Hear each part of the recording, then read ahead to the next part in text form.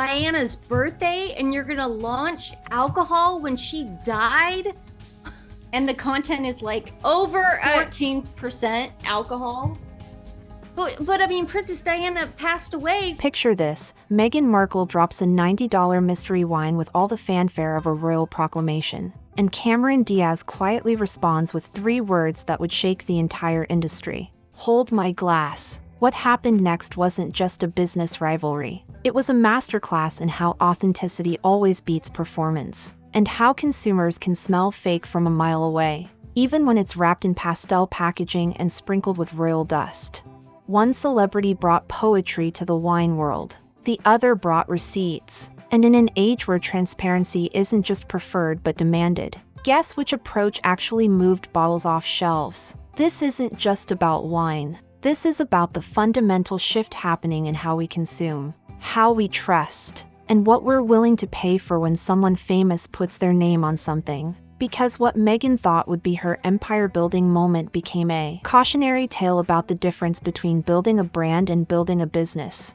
Let's get real about what happened here. Both Meghan Markle and Cameron Diaz are former Hollywood darlings who pivoted from red carpets to boardrooms. But that's where the similarities end. Cameron Diaz didn't just dip her toe into the wine industry. She dove headfirst into vineyards across Spain and France, spending months learning about soil composition, fermentation processes, and what makes a wine actually worth drinking. She partnered with female vintners, earned organic certifications, and treated her education like she was cramming for the most important final exam of her life.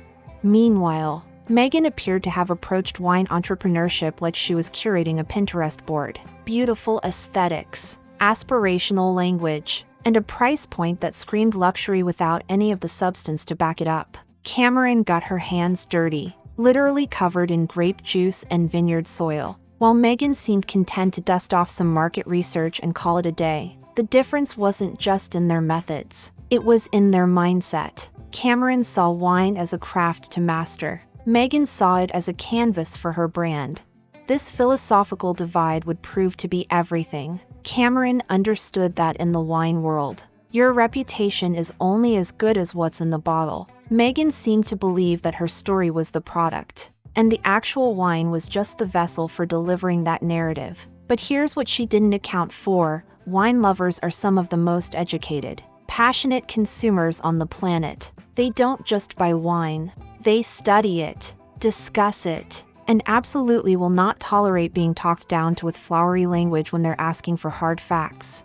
When Meghan's As Ever wine finally launched, it arrived with all the visual sophistication of a luxury lifestyle brand. Soft pastels, elegant serif fonts, and copy that read like meditation app affirmations. But when consumers started asking the basic questions that any wine buyer would ask, the problems became glaringly obvious. No grape varietals listed, no vineyard information, no region specified, no alcohol percentage, nothing. Just mystical descriptions of elegant floral undertones and sun-kissed citrus moments. Citrus moments. Are we drinking wine or shopping for scented candles?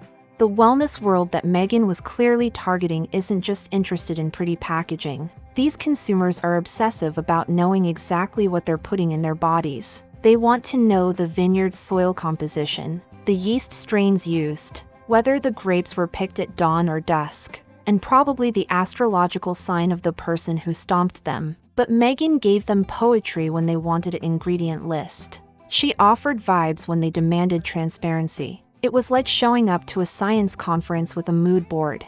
For wine enthusiasts, this wasn't just disappointing, it was insulting. Imagine ordering a luxury handbag and receiving a mysterious envelope with a note that says it's chic. Just trust us. That's exactly what Meghan's wine felt like to people who actually understood the industry. The lack of basic information wasn't mysterious or exclusive. It was suspicious. And in a post-pandemic world where consumers had become hyper-vigilant about authenticity, suspicious was the last thing any brand wanted to be.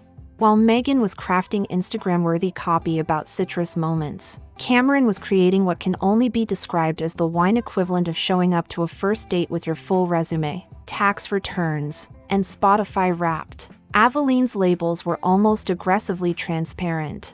Every ingredient, every process, every decision was laid bare for consumers to evaluate. Grape varietals? Listed.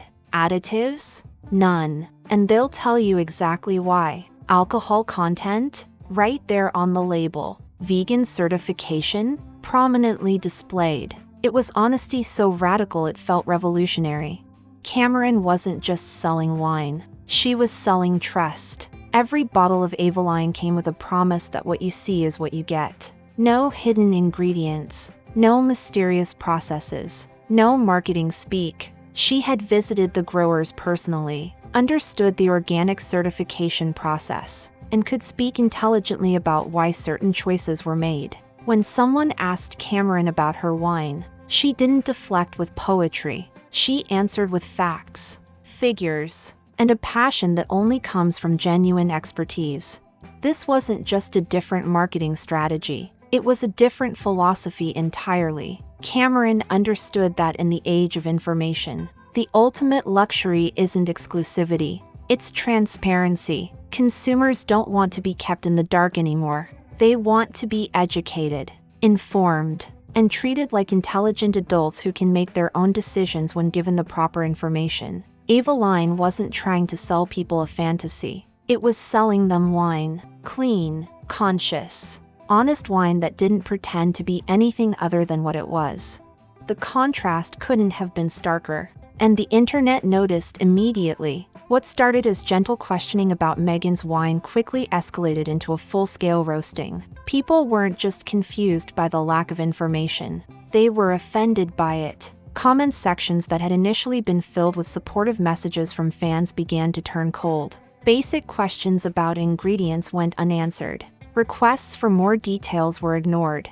And slowly, systematically, the influencers who had initially hyped the launch began to distance themselves. The silence was deafening. In an age where transparency is the baseline expectation, not responding to consumer questions isn't just bad customer service. It's a brand killer. And when Cameron's team posted a simple but devastating message about transparency being a promise, not just a trend, everyone knew exactly what tea was being spilled. No names were mentioned, but the shade was unmistakable. While Meghan's team was dodging questions, Cameron's was literally pouring glasses and sharing tasting notes.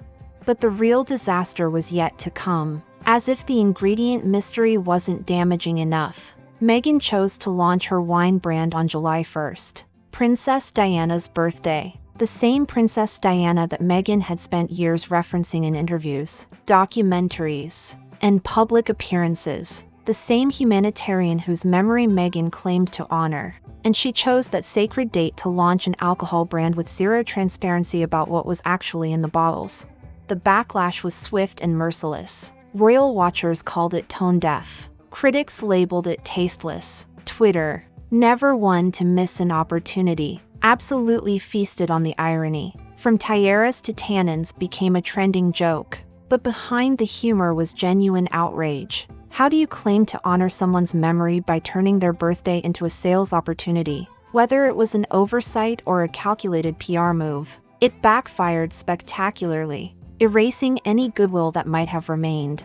The industry insiders who had been quietly watching this unfold finally started speaking up, and their revelations were devastating. A distributor whispered to Page 6 that as ever wasn't sourced from the premium vineyards that the marketing implied. Instead, the wine allegedly came from a mass production facility known for filling generic hotel minibars. That $30 bottle that Meghan was charging $90 for? It might have been glorified party punch in designer packaging. Even more damaging was the revelation that Meghan had been searching for a CEO before she had even finalized the wine formula. That's like hiring a wedding planner before you have a groom. It screamed amateur hour and confirmed what many had suspected. This wasn't a passion project. It was a cash grab. The wine was secondary to the brand, and the brand was secondary to the story. But consumers weren't buying the story anymore. The final nail in the court came when a prominent wine consultant posted on LinkedIn about walking away from a high-profile celebrity wine deal due to lack of authenticity in formulation and transparency. He didn't name Meghan directly, but industry insiders quickly connected the dots. When your own expert walks away and subtly calls you out on professional networks, that's not just a red flag. That's the entire vineyard catching fire. This wasn't just a product failure. It was a values failure. Meghan had built her post-royal brand on authenticity, mindfulness, and empowerment. She had given TED-style talks about media integrity and truth-telling, but when it came time to tell the truth about her own product, she went silent. The contradiction was glaring, and her audience noticed. You can't preach transparency and then ghost people asking basic questions about your wine. That's not empowerment. That's evasion. Meanwhile, Cameron's Avaline hit record sales, moving over 213,000 cases in 2024 alone. That's not just success. That's validation. It proved what consumers had been saying all along. Give us honesty, and we'll give you our money. Give us transparency, and we'll give you our trust. Give us respect, and we'll give you our loyalty. Cameron didn't win because she was louder or more famous. She won because she was real. In the end, it came down to a simple choice between two philosophies. Cameron's wine said, here's exactly what's inside and why. Meghan's said, trust me, it's good. And in a world where consumers have been burned by too many empty promises, trust without transparency isn't enough anymore. Facts beat fairy tales. Receipts beat poetry. And authenticity, real authenticity, will always beat performance. Cameron Diaz didn't just sell wine. She sold the truth. And that, more than any marketing campaign, is what made all the difference.